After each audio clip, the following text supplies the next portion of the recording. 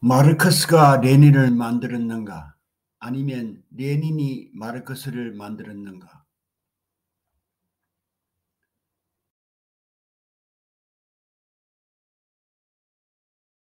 카토 연구소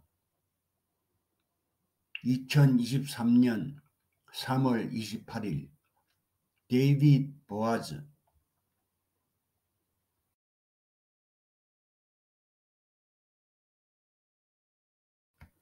칼 마르크스는 19세기의 뛰어난 지식인 중 하나였습니까? 확실히 그런 것 같습니다. 그의 작품은 예를 들어 존 로크와 애덤 스미스, 하이에크 또는 루트비 폰 미제스보다 훨씬 더 대학 교육 과정에서 널리 배정됩니다.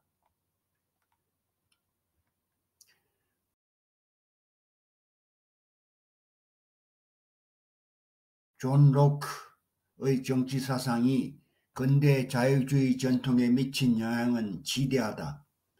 로크의 자연권은 천부 인권으로 발전했고 제도적 구상은 3급 분립으로 진화되었으며 저항권은 자유주의의 정신이 되었다. 애덤 스미스는 경제학의 아버지로 불린다. 그가 쓴 국부의 성격과 요인들에 관한 연구에서 근대 경제학이 출범하기 때문이다. 보통 국부론으로 줄여서 부르는 이 저작은 1776년 출판된 이후 지금까지 경제학의 교과서 역할을 하고 있다. 프리드리히 하이에크, 자유시장 경제 옹호자로 일컬어지는 오스트리아 출신 경제학자이다.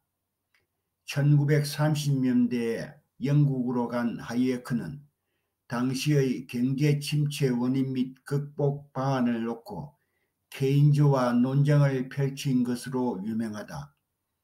당연히 하이에크가 주장한 것은 시장의 가격 결정 기능에 의한 자유로운 조절이었고 케인즈는 정부의 개입에 따른 인위적 조절이었다. 루트비 폰 미제스, 오스트리아 태생의 미국 경제학자이다. 화폐 가치를 효용 이론에 둔 화폐 이론 체계를 완성하고 화폐적 경기 이론의 전개에 공헌했다.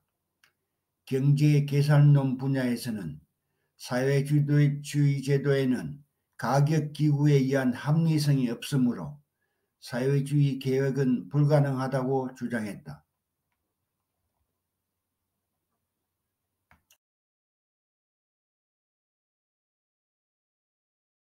그러나 최근 필 매그니스와 마이클 마코비는 다른 가설을 제시했습니다.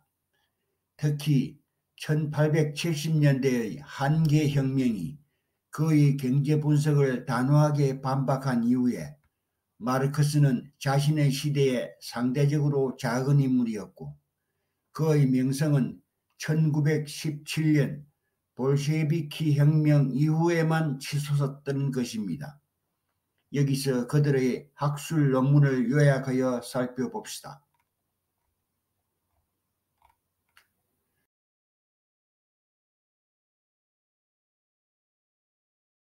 마르크스의 주류화, 칼 마르크스의 영향에 대한 러시아 혁명의 효과 측정.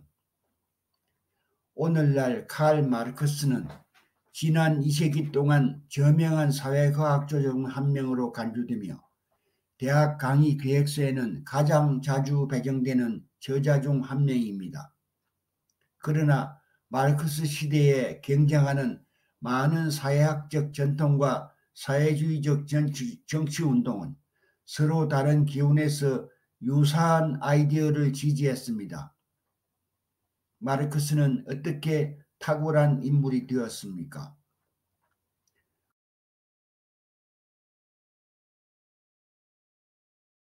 우리는 1917년 러시아 혁명이 마르크스에 대한 명성과 지적 예찬을 반대 경쟁자들보다 높게 끌어올린 데 공헌했다고 가정합니다. 합성 제어 방법과 구글 N그램 데이터를 사용하여 마르크스의 인용 패턴에 대한 합성 반사실적 조건문을 구성합니다. 이를 통해 러시아 혁명이 일어나지 않았다면 마르크스가 얼마나 자주 인용되었을지 예측할 수 있습니다. 우리는 중요한 처리 효과를 발견했는데 이는 마르크스의 지적 영향력이 부분적으로 정치적 우연에 기여를 할 수 있음을 의미합니다.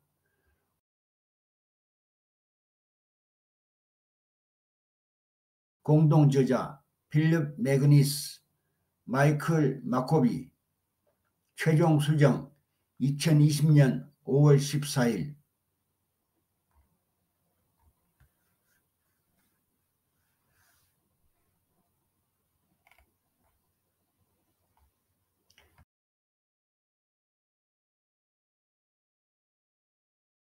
최근에 나는 바틀레트의 퍼밀리어 코테이션에서 이데올로기적 편견을 볼 수 있었고 그 책에 마르크스의 인용문 23개가 포함되어 있음을 발견했습니다. 그것은 현대 자유주의 세계의 철학적 건축가인 존 로크와 애덤 스미스를 합친 것과 같습니다. 또한 하이에크, 미제스, 밀턴, 프리드만, 아인 랜드 또는 윌리엄 버클리의 합계보다 훨씬 더 많습니다.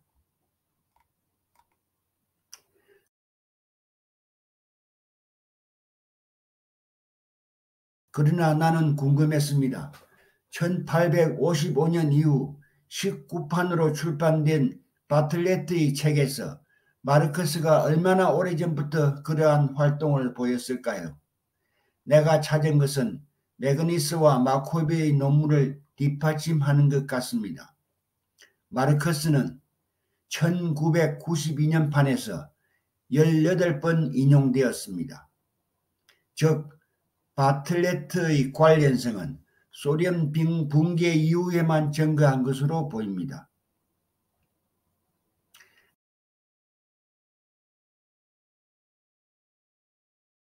그러나 이전판을 보면 많은 대학생들이 읽도록 지시받은 공산주의 선언 이후에 출판된 1874년 판에서 마르크스가 언급되지 않은 것을 볼 수 있습니다.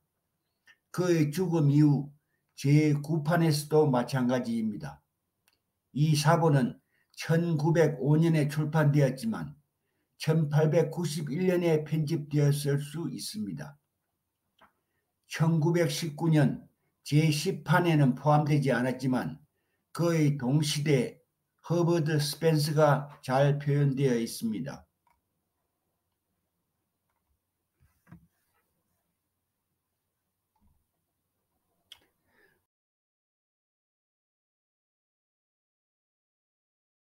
마르크스의 중대한 단절은 1937년에 출판된 제11판에서 나옵니다.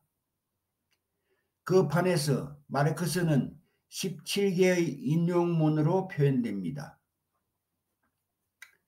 로크 또는 스미스에 대한 항목은 없습니다. 인터넷 아키브를 통하여 구할 수 있는 1955년 100주년 에디션에서 마르크스는 다시 17개의 인용문을 가지고 있습니다. 마침내 로크와 스미스가 각각 8개와 2개의 인용문을 들고 무대에 올랐습니다.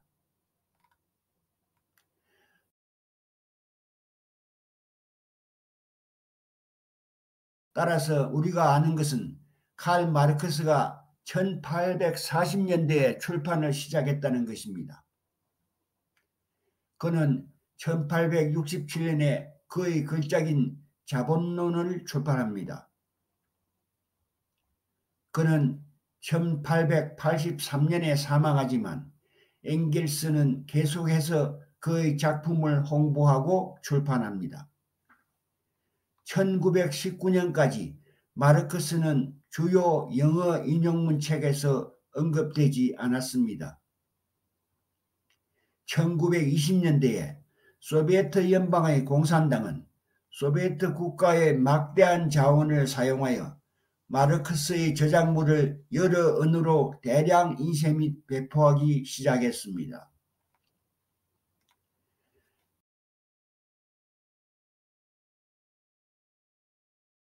마르크스주의 역사가 에릭 홉스봄이 쓴 것처럼 1932년 미국과 영국 공산당의 공식 출판사에서 수십만 부 출간된 공산당 선언의 염가판은 아마도 영어로 된 가장 대량의 인쇄물이었을 것입니다.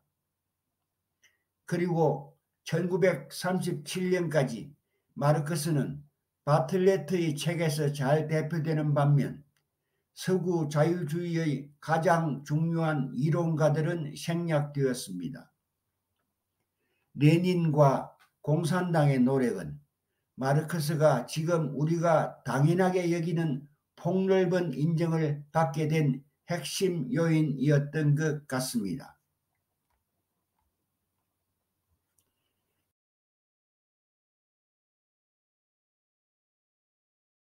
데이비스 보아즈는 케이토 연구소의 저명한 선임 연구원입니다. 40년 이상 공공정책 부사장 및 부사장으로 재직하면서 그는 케이토 연구소와 자유주의 운동의 발전에 핵심적 역할을 했습니다. 그는 The Libertarian Mind, A Manifesto for Freedom의 저자이며 The Libertarian Reader의 편집자입니다.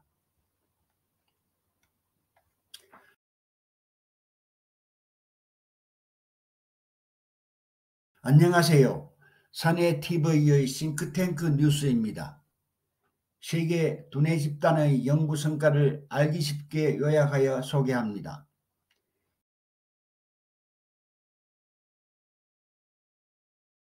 영상 편집, 브루 시스템, 영어 초역, 구글 번역, 요약 정리, TTN 박종귀 박사, 제안사항이 있는 분은 사나이TV@gmail.com